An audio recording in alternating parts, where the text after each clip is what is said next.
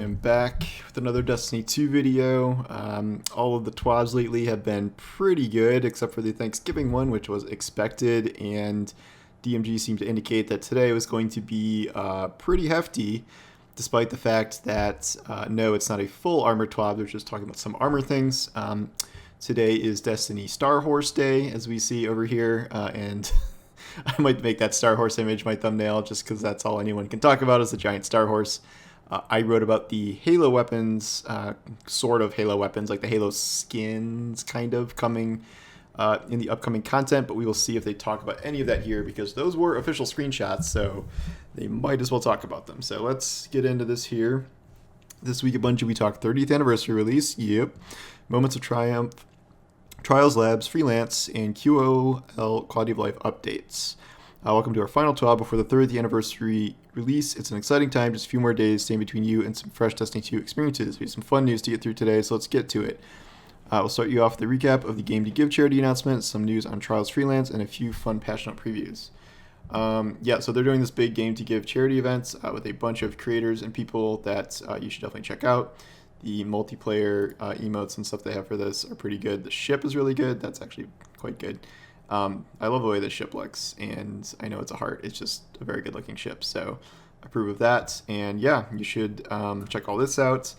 And we will go to game stuff. All right, so they're going to do more stuff with Trials Freelance, and it is coming back this weekend.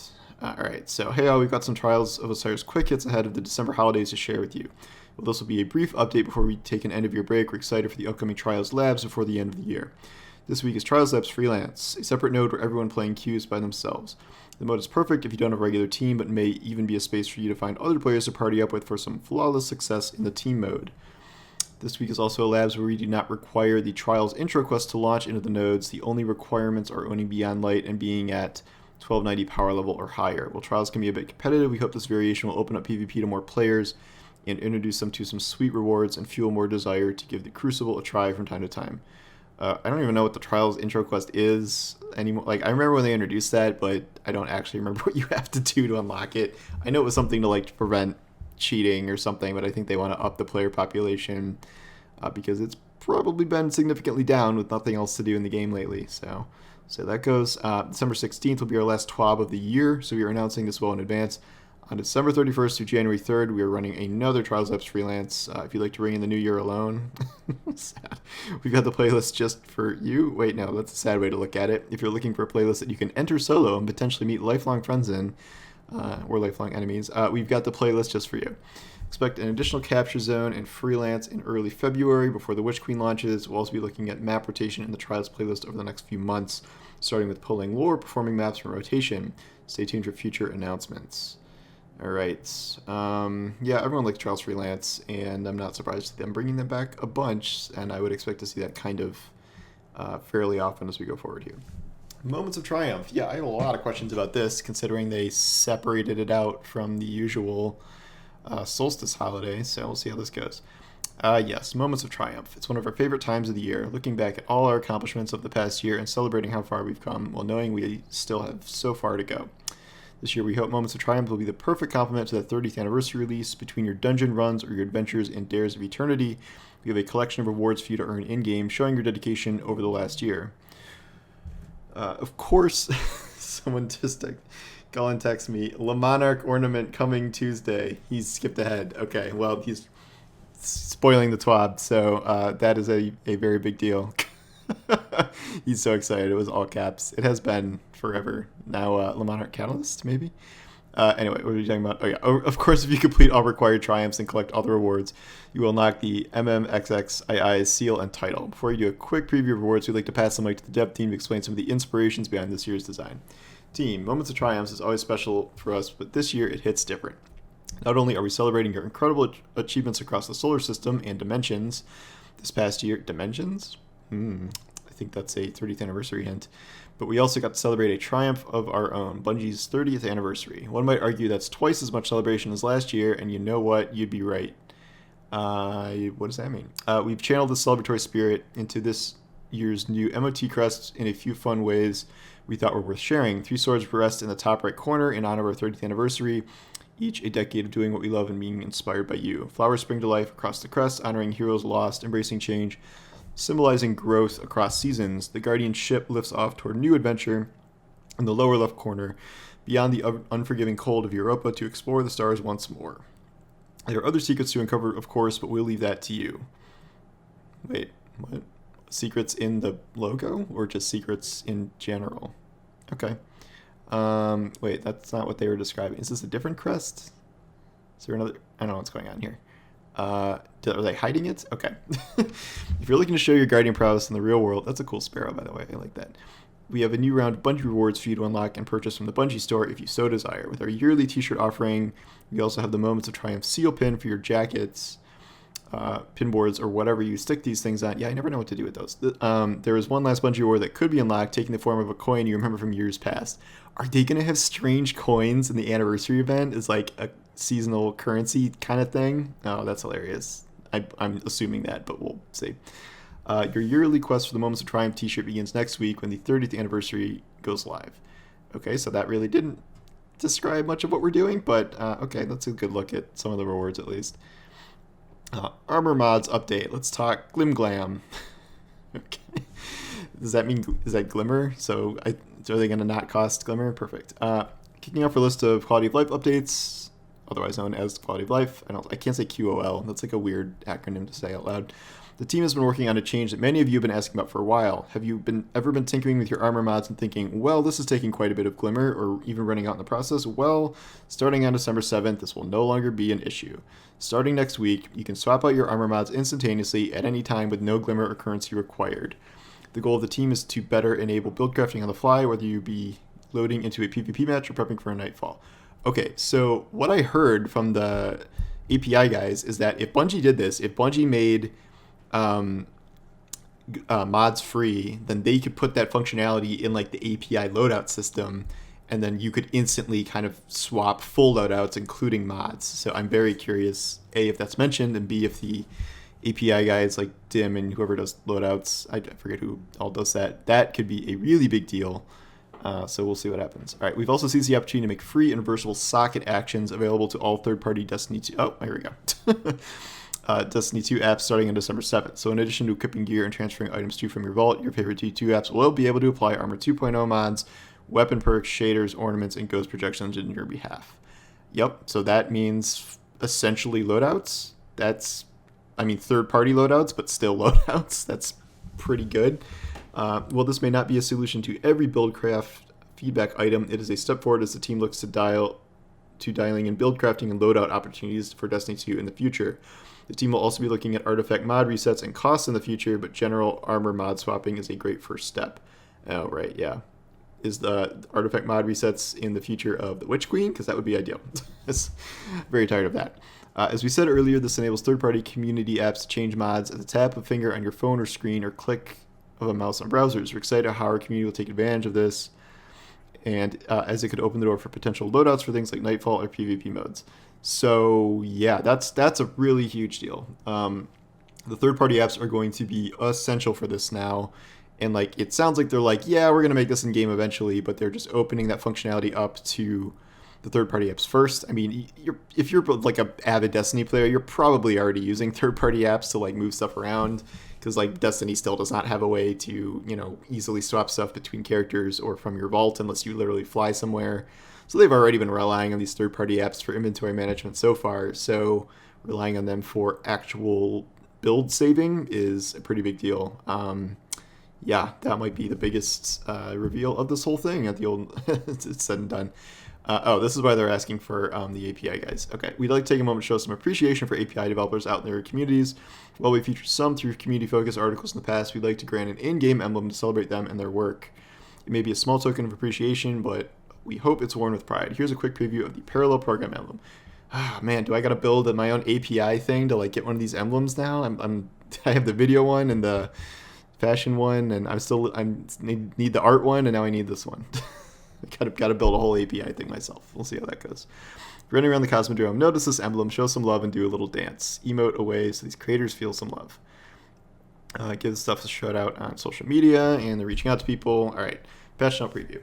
Our 30th anniversary release will be our last content drop until the Witch Queen. Sure, we might have a hotfix or two before the year is out, but this will be our last big patch. We're excited for Dares of Eternity and the new dungeon, but we're also looking forward to releasing some quality of life improvements that have been requested by players for some time.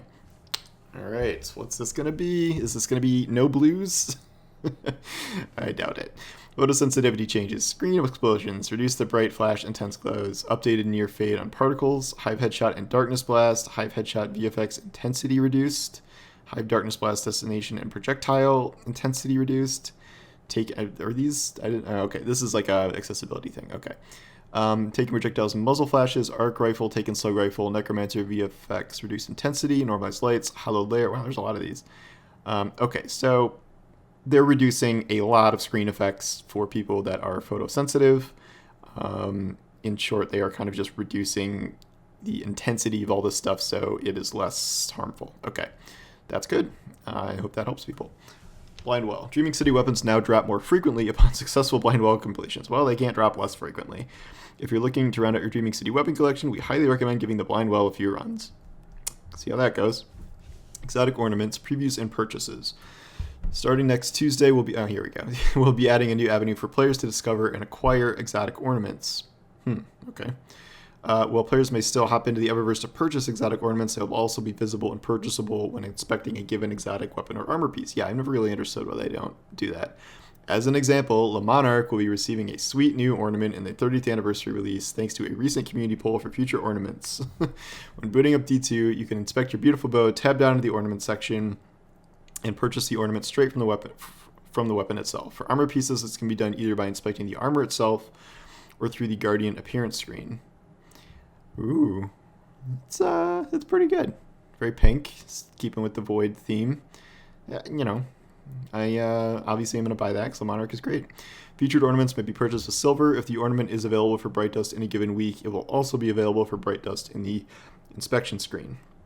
Yeah, I mean, this makes a lot of sense. I wish they would have... I mean, generally these days they do have a lot more ornaments available and they don't keep them off the store that long, so... This is good, because I never really know if I've missed... The only way I know if I haven't missed something is if there's no ornament slot at all, which a lot of armor pieces have, and I guess Le Monarch had before this. But yeah, that's good. We hope this makes it a little easier to find these items as we continue to build new looks for existing exotic weapons and armor pieces.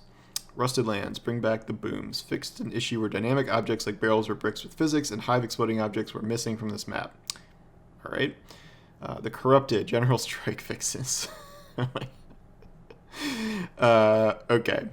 To reduce the overall length of the strike and make it less painful after hard wipes, in the elevator encounter, we've removed the taken combatants in the dark plane hallway leading up to the elevator. Oh, that's something. For the whole strike? For all modes? That's interesting. If a fire team hard wipes during the final phase of the boss fight in the Ascendant Realm, when they respawn, the portal will take them straight to Phase 2 instead of making them replay the platforming section between Phase 1 and Phase 2. Oh god, that's great. When a fire team arrives at the platforming area before the boss fight in the Aditium, I don't know how to pronounce that, any fire team members or ghosts left behind in earlier parts of the strike will now be teleported forward to join their fire team. What did they just get locked out before? When players begin the elevator encounter, any straggler players with their ghosts will be pulled forward. Fix an issue where Cedia's shields will regenerate faster than expected on Nightfall difficulties. Her shields now regenerate based on health thresholds in Nightfall, just like they do in Direct Launch or the Vanguard playlist. That's a weird thing to have happen. The portal to the Ascendant Realm after Phase 1 of the boss fight should now reliably place players facing the correct direction. Fix an issue that was preventing the combatants from walking to part of the right side area during the first half of the boss fight. Scion should now be spread out a little bit more on the right platform. Fix an issue where taking Acolyte was spawning and immediately falling to its death during the floating platform area before the boss fight. Alright. Fix an issue where in certain conditions the relic would despawn and never respawn during the boss phase. Yeah, that's kind of a big one. Fix a cosmetic issue where the relic spawners during the boss would spin before the relic was spawned. Okay. Wait, what about Dune Marchers? Okay, so there is a tiny bit of armor stuff. A few weeks back, we let players know that a few issues with Dune Marchers would be addressed in the upcoming patch. The goal is to remove instances of players being double chained by lightning created by these exotic legs upon a successful Titan Punch. Please note, it will still be possible to die to chain lightning when having low health. If you've taken damage from a different opponent or been hit by some AoE damage from a well-placed ballistic slam, you may still fall victim to the Dunes. Once a player is hit by a Dune Marcher's lightning chain, they cannot be hit by Dune Marchers for 2 seconds. Dune Marcher's lightning now only chains on targets that are alive. Okay. Oh, Icefall Mantle. Stasis overshields can now be canceled by pressing the class ability input once more. Oh god, that's amazing. That is a great change to that. I don't know if I will use that just based on that, but that is a good change that should have been there a while ago. Next Tuesday, we'll have the full list of patch notes available for your reading pleasure. Our goal is to get the article out a bit earlier in the morning so our sandbox-focused players can get some eyes on details for the upcoming abilities changes. Expect timers for grenades, melees, and other abilities that were not covered in our previous TWAB. Yeah, I hear those patch notes are going to be absurdly long. Crossplay, something about text chat. I'm going to skip that. Twitch bounty emblem updates. There's a new emblem for Twitch bounties. That's cool. Okay, that's pretty funny. The 9 thing. Okay, that's good. So if you complete the gift subscription bounty, we'll unlock a fresh album. Drice. I can't pronounce that. So, okay, that's pretty funny. Week 4 patch, server downtimes and stuff. Upcoming known issues. Forsaken ciphers. Forsaken ciphers don't appear in the loot stream. Okay. Destiny 2 leaving Xbox Game Pass. Still happening. Still losing all that stuff. And, okay. I have a question. Weren't they going to talk about, like, the anniversary event? Didn't they say that at the beginning? Maybe not. Thanks for reading another weekly installment of the TWAB. I'll keep the outro short and sweet. We've already talked so much over the last few TWABs already. Well, it's tempting to add another 3,000 word to this draft and tempting to ship another TWAB Hemoth before launch. We still have a few things to tie down before launch next week. 30 years of Bungie let us here. Thank you for playing. Thank you for being an amazing community. We'll see you bright and early on Tuesday. We can't wait to see your reactions. Okay. This week at Bungie, we talked 30th anniversary release. Okay, so maybe in talking 30th anniversary release, they were just like, here's some of the patch notes, and that's it. So I don't think the Dawning is launching at the same time as this. I assume that was going to be the case, but my guess is that the Dawning is going to launch the following week, just because I think it would be weird to launch all that stuff at the same time. So I guess 30th anniversary stuff was not actually about the 30th anniversary things specifically. We kind of got those screenshots to parse whatever new information they doled out, which was a good amount of information to parse through, but we kind of have to just leave it open to interpretation what the horse is. I may do a video, I don't know, tomorrow or an article or something about how someone on Twitter suggested to me that the plot of the dungeon is going to be Zur's backstory, because it's called like Grasp of Avarice, and it's about like the tragic tale of someone who is like seeking out treasure, and like I think that's a really good idea, that it could be Zur's backstory and now like why he's cursed to be selling things for all eternity. I think that's a very good idea. Yeah, so anyway, not like a ton of stuff here. Like they talked about Moments of Triumph, but they didn't really explain a ton about what exactly we'd be doing during it. We just kind of got a glimpse at rewards here. I've always thought it's just been like a little bit weird to separate this out from Solstice of Heroes, because when it's by itself, it's like, I don't, it's not like a big thing. It's just like kind of a checklist, and then for the one title. But yeah, I don't know. We'll see if Strange Coins comes back. But anyway, not a big like armor TWAB or anything like that. This is the biggest deal. The armor mods thing, and the ability to make loadouts with third-party apps. That is a huge deal. And I imagine that is going to be something that they're all very excited about, and we will kind of have to see how those works. I have not really used loadout apps before, kind of for this reason, where it's because, you know, a loadout is a lot more intensive than just like armor pieces and weapons. It's like you want to be able to change all those mods and stuff too. So yeah, I'm very curious to see what the API folks come up with for that, and that is a big deal. That is definitely the biggest deal in here. So anyway, we will continue to sort through all this information, and really looking forward to the 30th anniversary event. I think it's going to be pretty substantial, and we're, you know, getting a glimpse at a lot of new weapons and armor and stuff coming for it. So definitely looking forward to being able to have a reason to come play Destiny again, other than, you know, Iron Banner 4 weeks trials on the weekends. So very excited for that. But anyway, thanks for watching, and we'll talk to you guys soon. Take care.